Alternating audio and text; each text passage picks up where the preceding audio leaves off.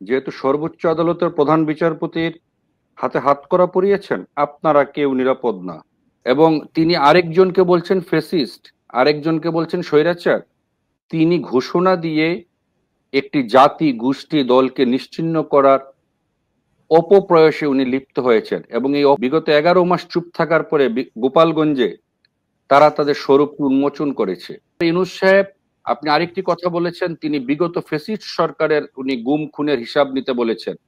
বিগত 11 মাসে কত হাজার মানুষ হত্যা হয়েছে, 5ই আগস্টের পরে কত হাজার পুলিশ হত্যা হয়েছে। আপনি আবরারের জন্য কষ্ট হয়, আপনার কি তোফাজ্জলের জন্য কষ্ট হয় না, যাকে ভাত খাইয়ে নির্মম ভাবে পিটিয়ে ঢাকা বিশ্ববিদ্যালয়ের মতো একটি জায়গাতে তাকে হত্যা করা হয়েছিল? আপনার কি আসিয়ার কথা মনে আছে, যে 90 দিনে তার বিচার করবেন বলে আমাদের বিশিষ্ট আইন উপদেষ্টা জনাব আসিফ নজরুল কথা বলেছিলেন? একজন প্রধান বিচারপতিকে আজকে কাঠগড়ায় দাঁড় করানো হলো। পুরো সুপ্রিম কোর্ট তাহলে কি নিম্ন আদালতের কাঠগড়ায় দাঁড়ালো? নাম্বার ওয়ান, আইনের শাসন এবং এই যে ন্যায় বিচার প্রতিষ্ঠা করা, সবার সমান অধিকার নিশ্চিত করা, বৈষম্য দূর করা, এটাই এসবের মাধ্যমেই হচ্ছে নাকি এগুলো মেটিকুলাস ডিজাইনের অংশ? ধন্যবাদ আপনাকে, আমার বিজ্ঞ সহ আলোচক বৃন্দ এবং আপনারা যারা শুনছেন সকলকে শুভেচ্ছা। আমি আমার বক্তব্যের শুরুতে আপনার প্রশ্নের উত্তরটি এক লাইনে দিতে চাই। সেটি হচ্ছে, বাংলাদেশের নিম্ন আদালত থেকে উচ্চ আদালত পর্যন্ত এখন যেসব রানিং বিচারপতি মহোদয়রা আছেন, আপনারা সম্মিলিতভাবে একটি সভা ডেকে জেলখানায় বিচারপতিদের কি কি সুযোগ সুবিধা বরাদ্দ করা হবে, তারা ভবিষ্যতে জেলখানায় গেলে কিভাবে থাকবেন, দয়া করে এটির একটি পূর্ণাঙ্গ নিয়ম নীতি প্রণয়ন করে আইন করে ফেলুন। কারণ এটা শুরু হয়ে গেল বাংলাদেশে। যেহেতু সর্বোচ্চ আদালতের প্রধান বিচারপতির হাতে হাত করা পরিয়েছেন, আপনারা কেউ নিরাপদ না। আপনাদেরকে অনুরোধ করব, আপনারা অনতিবিলম্বে কালক্ষেপণ না করে এই কাজটি দ্রুত করে ফেলুন।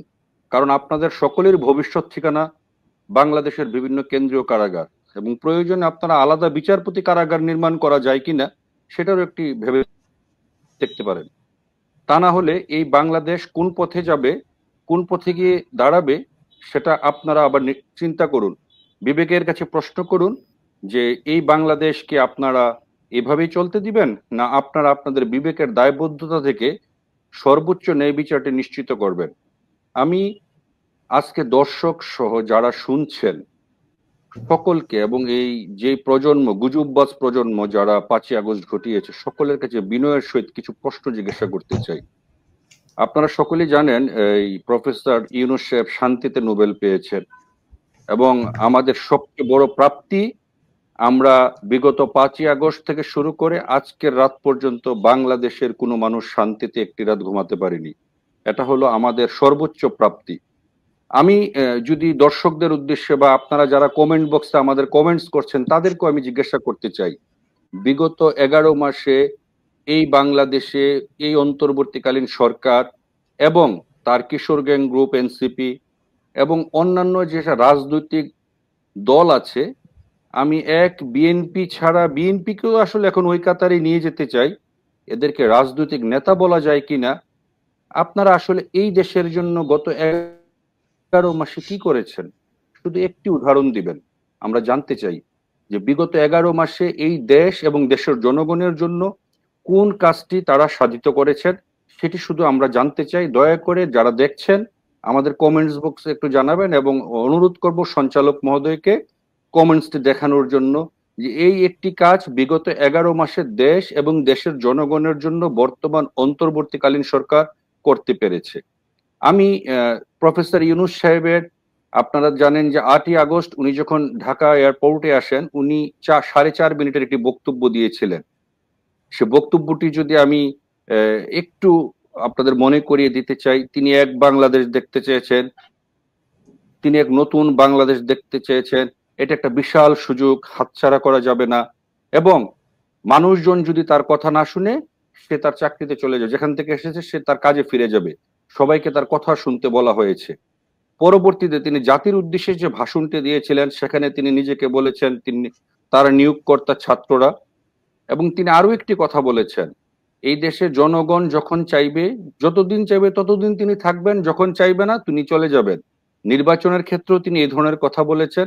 যখন রাজনৈতিক দলগুলো চাইবে তিনি নির্বাচন দিবেন, না চাইলে এবং তারাই ঠিক করবেন তিনি কতদিন থাকবেন। এখন আমি দর্শকদের কাছে একটি প্রশ্ন আজকে রাখতে চাই, প্রফেসর ইউনূস সাহেব যে কথাগুলো তিনি নিজের মুখে বলেছিলেন জাতির উদ্দেশ্যে, তিনি কি তার একটি কথা রেখেছেন? তিনি কি এই দেশকে বৈষম্যহীন বাংলাদেশ গড়তে পেরেছেন? তিনি কি আজকে ঘরে ঘরে বৈষম্যকে ঠেলে দেননি? তিনি ডিক্লেয়ার দিয়ে, এবং তিনি আরেকজনকে বলছেন ফেসিস্ট, আরেকজনকে বলছেন স্বৈরাচার, তিনি ঘোষণা দিয়ে একটি জাতি, গোষ্ঠী, দলকে নিশ্চিহ্ন করার অপপ্রয়াসে উনি লিপ্ত হয়েছেন, এবং এই অপপ্রয়াসে তিনি যুক্ত করেছেন বাংলাদেশের সেনাবাহিনীকে।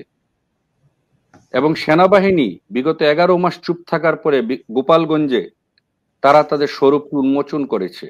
এবং বিগত দুদিন আগে মাইলস্টোনে যে ভয়াবহ বিমান দুর্ঘটনাটি ঘটলো, সেখানে লাশের হিসাব চাওয়ার জন্য ছাত্ররা যখন গিয়েছিল, সেনাবাহিনী আবারও তাদের স্বরূপ চিনিয়ে দিয়েছে। তাহলে আমার প্রশ্ন সকলের কাছে, আপনারা যে নতুন বাংলাদেশ, পরিবর্তনের বাংলাদেশ, ফেসিস্ট বিদায় করে আপনারা শান্তিতে নোবেল পুরস্কার বিজয়ী প্রফেসর ইউনূস সাহেবকে বাংলাদেশে এনে বিশ্বের বিখ্যাত দেশপ্রেমিক, আর কোন দেশপ্রেমিক সারা 18 কোটি মানুষের মধ্যে খুঁজে পাননি যাকে বসিয়েছেন, তিনি আপনাদেরকে কি কি শান্তি দিয়েছেন দয়া করে আমাদের কমেন্টস বক্সে আজকে একটু জানান। অথবা আপনারা আপনাদের বিবেকের কাছে প্রশ্ন করুন, এই বাংলাদেশটি বিগত 11 মাসে উনি কি কি অর্জন করেছেন? আমরা যদি শিক্ষা, সংস্কৃতি, রাজনীতি, অর্থনীতি, সামাজিক নিরাপত্তা, কোনো খাতে এই সরকারের কি এমন সাফল্য আছে সেটা আমরা জানতে চাই। তবে একটা জিনিস উনি আমাদেরকে নিশ্চয়তা দিয়েছেন, জন্ম মৃত্যু আল্লাহর হাতে। তবে ইউনূস সাহেব মৃত্যুর গ্যারান্টিটা উনি নিজের হাতে নিয়েছেন।